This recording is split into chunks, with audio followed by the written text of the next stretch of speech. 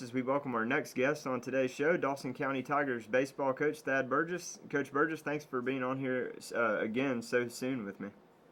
Yeah, guys, it just seems like basketball season last week, but the weather's changing a little bit. I guess it's getting a little bit closer to baseball season, but guys, we're fixing to be done. So yeah, and you've had a solid year, 10-8, 5-7 in region play, a very tough region that you play in.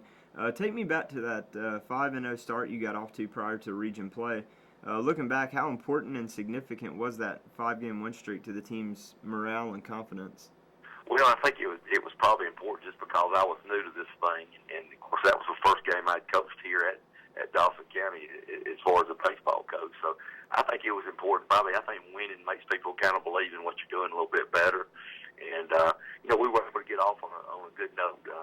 One of the things that allows you when you're not playing your region schedule, you can do some few things, and plus we were playing 2 games a week, where in region play we're playing every Monday, Wednesday, and Friday. So your pitching situations really get affected more in the region play than they do in the non-region schedule. So we were able to kind of split our pitching rotations up early, and of course got to that 5-0 start, and we got into the gauntlet of our region play, and our region. I think there's probably no doubt as far as looking at the ratings and the rankings and so forth, would have to be one of the top ones, with of course Buford at the top, and then West Hall has been right up there around the top all year, and then you got North Hall that's just playing lights out. Yeah, and White County also, and then you got White County who's been right number 2 all year, and yeah, maybe has the best pitcher in the state, and Spencer over there. So it's been a really tough thing for us once the region got going and we got in the hole earlier. We lost a couple of games, 1 run, a couple of extra inning games on last pitches, and it got us in such a hole. It was really difficult. We almost came out of it last week, and we won 4 in a row, but then we had 2 losses at East Hall, and that kind of eliminated us from the race. So, me being the first year, it's very frustrating because I know these kids, I wanted to get them back in the playoffs, but we've got some growing pains, and I knew it was going to take a little time to kind of see what we're doing and what I'm trying to get from them.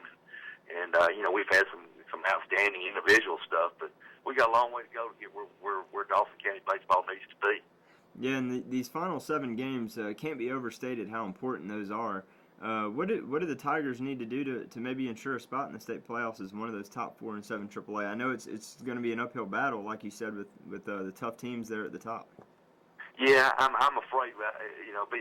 Realistic, you kind of have to look at it now. We're pretty much out of it right now, just due to the tiebreakers. With West Hall's got tiebreakers on us, East Hall's got tiebreakers on us, White County's got the tiebreaker on us, and the one that we could possibly have a tiebreaker with North Hall, but they've won a bunch of games in a row. So I think we'll kind of be the spoiler. We're hoping that we can, maybe make you interesting for some other teams, and I think being the first year, our kids have got to compete. They've still got a lot of proving to me. They've got to prove to me that they want to be a part of what we're doing. And so, although we're probably not going to be in the races for a playoff spot, we are in a building, in a situation I think that'll be very important for us down the road in the following years to come. And Logan Burt, he's a guy that, unfortunately for you, I know he's a senior, so that's gonna be hard losing him. But he's had an incredible season. Both on the bump and even at the plate. How special of a talent is Logan? Well, he has really been. I mean, it's almost unbelievable when I sit down and look at his stats to see what he's really done. He has been an all-state type of player. His only loss was a game against Spencer Adams tonight when I think there was 30 major league scouts here watching Spencer. That night, Logan struck out 15, did not give up any hits, and then ends up getting only 2 hits against Spencer that night. And, some folks thought he was the best pitcher that night in that game, but he's got 18 scoreless innings, knock on wood, for us, and he's just been, like I said, he's, like you mentioned too, lights out on the mound. He's averaging close to 15 strikeouts every 7 innings, and giving up very, very few hits. I think he's given up maybe 8 hits for the year and walked maybe 6 or 7. So he has just been outstanding and hitting close to 480 for us, at the plate, and he's just been an all-around. He's had probably one of the best years I've ever had a kid, and since I've coached baseball, have. Wow, and yeah, those are video game like numbers too. And take us back though to that 1-0 loss to White County at home that you talked about a moment ago, in which all the scouts were there, and of course Spencer Adams, everyone's looking at him, and then Burt comes out and fires that no-hitter, but still loses. Have you ever been in a game quite like that? Oh, that was kind of wild. And I knew, of course, that Spencer and I go way back through the years with basketball too, and I knew the kind of talent and the kind of kid he is. Boy, he's an outstanding young man. And I knew I started getting calls that afternoon because it'd been some weather and from the Detroit Tigers and a couple other major league teams. And we got going out getting the field ready, and then I start seeing cars from Florida and Georgia and all over the place coming in. And by the first pitch, that's all you see back behind the mound. I think they said there was 25 different major league teams were represented with the guns. And wow. It was just a neat situation and just a great ball game. It took an hour and 20 minutes to play the 7-inning game. Logan was outstanding. We ended up walking one or two, then he hit one that inning, and then we had a pass ball and had a play at the plate. We thought we got it, but that's part of playing. Yeah. And then he ended up getting out of the inning, and of course didn't give up anything else. We were able to make contact with Spencer. I think Logan had a double and a single. We just could not get a run over, and I don't know if we sat out there all day with Spencer the way he was throwing, but yeah. I think Spencer struck out 14 and gave up 2 hits, and Logan struck out 15 and gave up any hits, and it was just a great high school game. Yeah, no kidding. It was a fun situation. Yeah, and one last question for you, Coach. Just interesting how you had your basketball team. You take them into the Sweet 16 this year. A great run for you guys, and I know you had to have.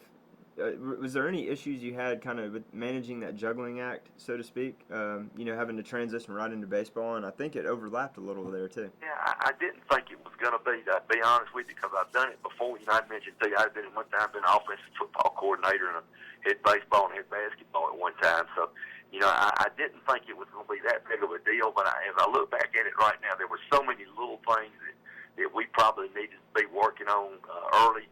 That we did make a run in the playoffs in basketball. We were able to practice and be able to do some things, but baseball is such a skill sport, and I think it probably had some bearing because I'm still learning the kids, and they're still learning me right now. We're already right at, in the last little stretch of our region games, so it probably did hurt us some. I think we're still catching up, and then to jump right in the region and the way we set our region up, I don't know if anybody else does it. You play every Monday, Wednesday, and Friday.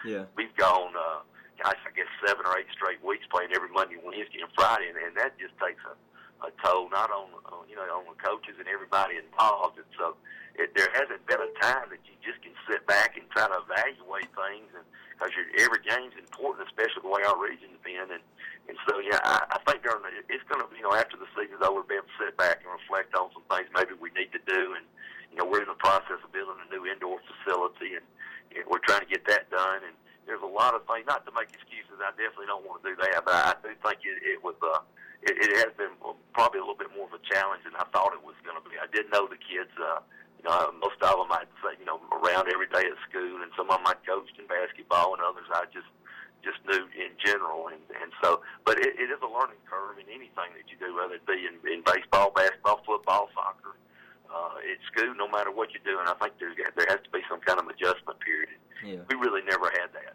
Yeah. Well, Coach Burgess, thank you so much again for your time on Blitz, and I wish you the best of luck moving forward.